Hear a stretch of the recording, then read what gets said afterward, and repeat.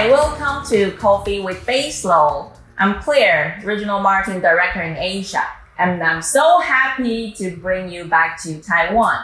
And today, I'm also having an amazing company with me. It's Eva. Hi, everybody. I'm Eva.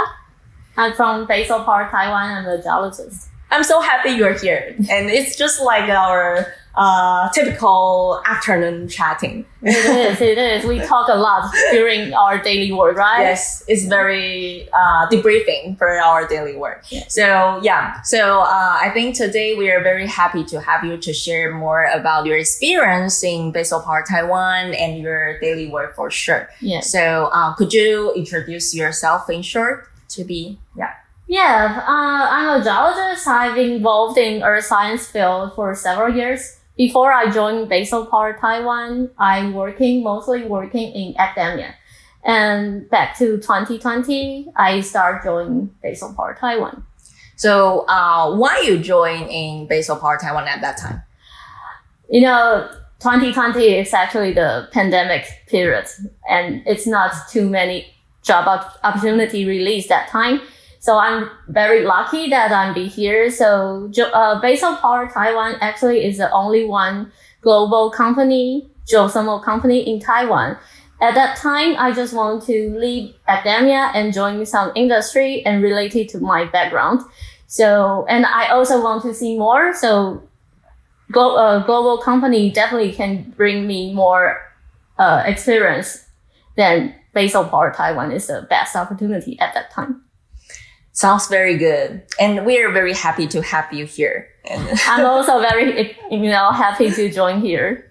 Yeah. So, actually, there are many questions or curiosity about the role of geologists. Oh, yeah. So actually we have a question from a lady, and she asked what are the limited factors, in geothermal development?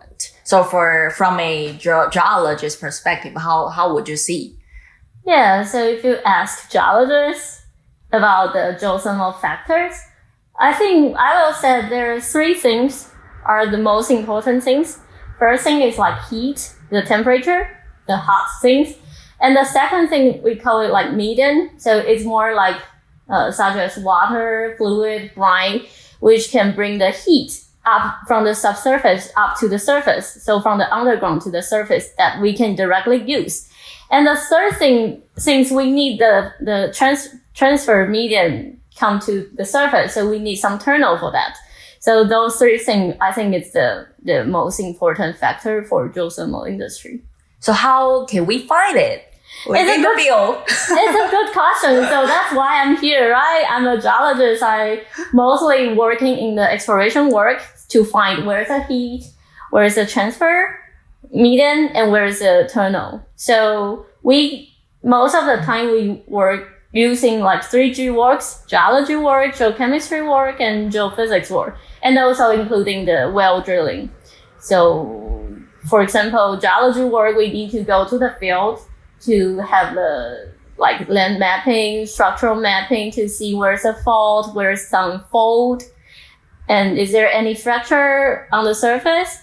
And then the chemistry could like tell us what's the temperature underground. So the cation and ion, there's some formula can tell us how hot it is. And then the geophysics can tell us about what the subsurface looks like. And then we can see where's the tunnel for that. Sounds a lot of work. It's quite professional work, right? Yeah. And that's why you're very, you spend many time in the field. Yeah, it is. But it's actually very interesting and exciting. We are just like a detective to try to get lots of different knowledge, lots of different clues, and see what we can get from the subsurface. So how's the structure in the geologist team in Taiwan? How you work in the field? I think mostly we work directly in the field. So we need to carry on lots of the equipment, the geophysics equipment or chemistry sampling equipment to go to the forest, to the river, and to sea. And I think one of the interesting things I think when I joined Baseload Power Taiwan, there's one thing difference is I need to work more with the international vendors. So we need to, working closely with international experienced experts and bring them to Taiwan and work together. And the other part is because we still need some local partnership in Taiwan. So we're working closely with the university. I mentioned that I work in the academia, so I have a strong relationship with the university. So at that time, we bring some interns join with us. And for the university students, they can learn a lot from the industry side. And we can also share more from the global and locals. Besides that, we also ask some local villagers help us because, we are going to their land.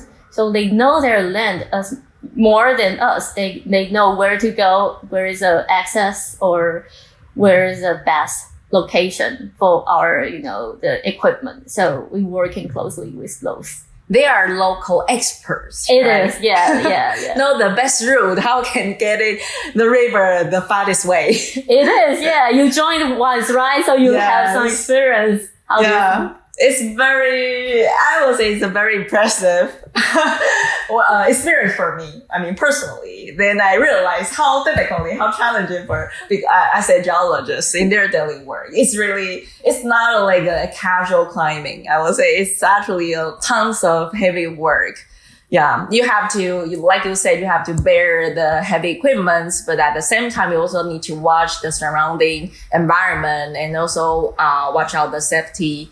Yeah. So I think that's why you say it's very important, the role of local experts. Yeah. So local villagers, they are really expert from the climbing, hiking, anything, and they can really carry on heavy stuff for us. And then, they know what kind of animals is dangerous to us or what kind of plants is maybe some allergic or some poisonous. Then they will remind us watch out for that. So that's more safety issue. Yeah, and I can see that kind of collaboration or partnership among like international crew, the local academia community and Baseload Power Taiwan, and also the local community. That kind of collaboration actually embark many interesting and amazing vibes to each other. For example, like for those young interns when they join, I bet that like for them, that must be very special experience. Yeah, it is. They mentioned to me that they just learned this from the textbook, but they do that with our work. So they know, oh wow, that's the realistic and they can know more from the textbook. Yeah. So I think we talk a lot about that. I think why we work in Taiwan is that we also envision our work as a catalyst to the whole community. I mean, academia or industry or NGOs. Like we can work together and inspire together each other, different angle and perspective. Especially based on we're also a global platform, we can exchange ideas and insights. Yeah, that's true. I think, right now, I feel like geothermal power is booming in Taiwan. Before, like when I was student, we know the geothermal from textbook, but we don't think it can apply directly in Taiwan because there's no industry here. But right now it's open more and more for the student, for the young people. And it's very good that we also bring lots of international experience into Taiwan and share a lot, not just to the professional experts, but also local, the villagers things. So they are very exciting to see more about the geothermal.